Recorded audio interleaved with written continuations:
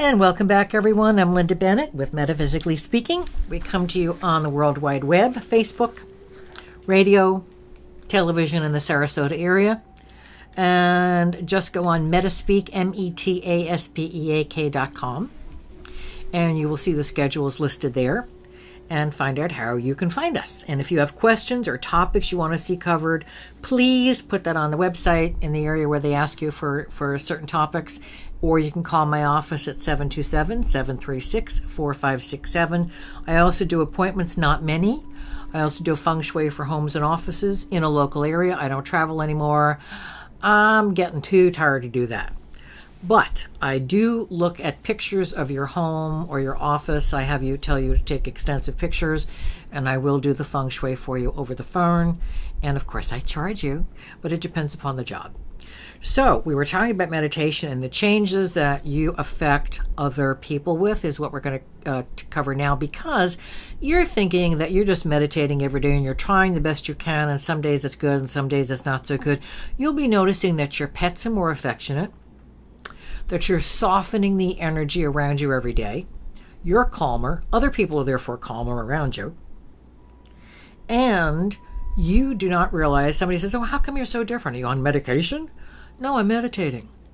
How do you meditate? Oh, go get a book. Learn to meditate at the Y. Describe what I'm describing. Describe what you're doing. And you may find out that they're meditating as well. A few weeks later, they'll come and say, I tried that meditation. It really works. You have just given the person the best gift you could possibly give in their entire lives. The gift of reconnecting with the God Force. You're saying, Linda, there are people all over the world who are wonderful and don't meditate. They might be on an island. They might not know how.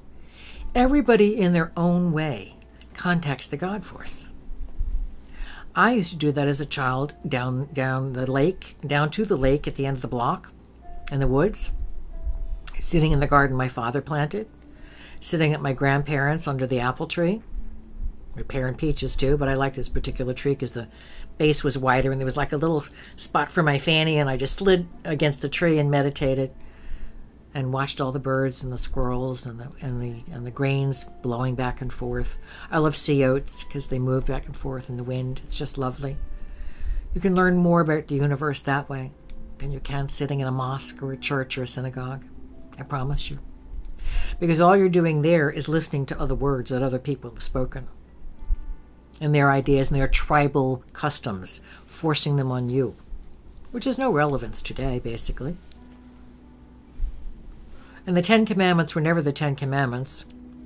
Moses got his ideas because he married Zipporah, was daughter of Jethro, king of the African nations. We'll discuss Judaism at another time, but that's really where it was, and Moses was one of the high priests of the temple in Egypt. And he really was the son of the Pharaoh. Nobody found him in the reeds. You know what's in the reeds? 12-foot cobras and crocodiles. Nothing lives in the reeds or the Nile. So therefore, you will learn more about the God Force by watching the sea oats and the ocean, or your lake, or your pond, or flowers, or a tree, or a butterfly, or a bird, or a squirrel, than you will inside a building. In fact, many ancient cultures considered it anti-God to meditate inside a building. Now, they weren't stupid. If there was a monsoon outside or a blizzard, they weren't sitting out there. They were meditating in their homes or their huts or their tents.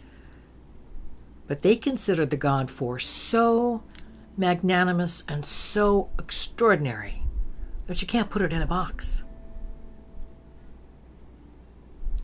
So their idea was to sit outside and meditate. And you will find that nicer people gradually gravitate towards you. Creatures gravitate towards you. I had a wonderful blessing the other night that I want to share with you. We were out celebrating my son-in-law's birthday. And the waiter, when my daughter and I came in, the waiter said, I've been here for 3 days. He was obviously Italian. We could figure that out from his accent. And so whatever you need, we had already pre-ordered because we're vegetarians and we pre-order, and this is a fabulous restaurant we go to a lot. And he was wonderful throughout the meal, and he would ask me different questions. Do I serve this now? Whatever. And then I went to the ladies' room to floss and brush, as I always do. And I came back, and everybody was looking at me and smiling at me, and the waiter was there, and my daughter said, we have a surprise for you.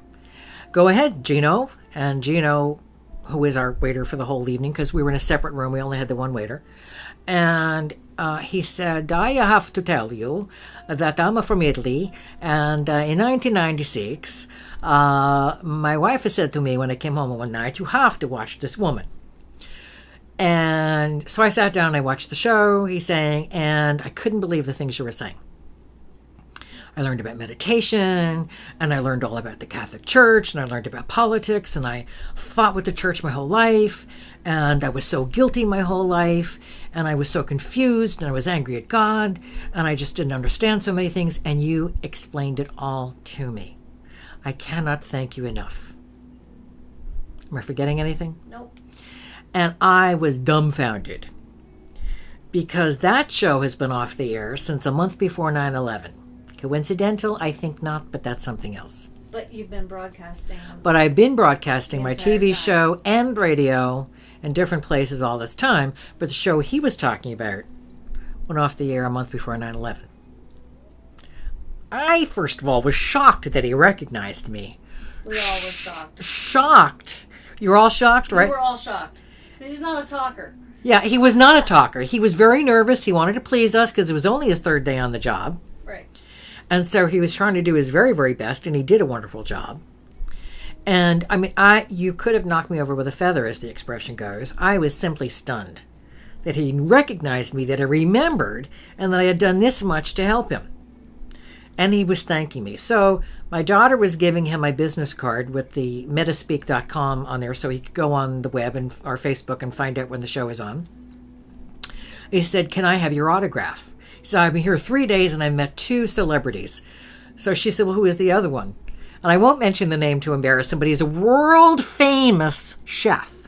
World-famous chef. So he said, oh, he just the cooks. You saved people's lives. I want to thank you, Gino, because what a blessing. I've been saying, who am I helping? What am I doing? How could I possibly be doing what I'm supposed to be doing on this planet? And he gave me a wonderful blessing.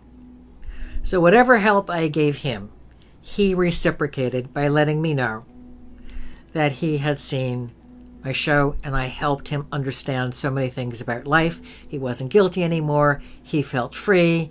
And he was a happier person. Whoa, what a blessing for me. And that will happen to you too. As people even feel your vibration when you're meditating, they will feel better. You'll be like a vitamin pill. And you've got some questions, my executive producer.